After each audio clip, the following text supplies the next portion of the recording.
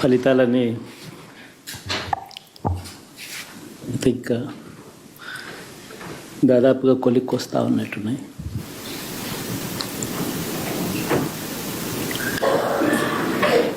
చూసిన ఫలితాలు జరిగిన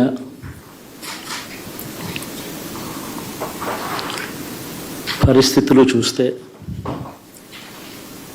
నిజంగా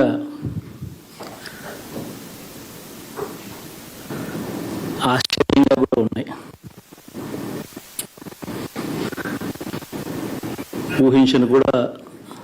ఊహించలేదు ఇలా జరుగుతుందని, ఇలా వస్తాయని కూడా.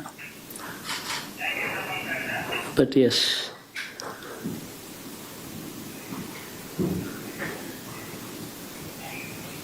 అమ్మఒడి అందుకున్న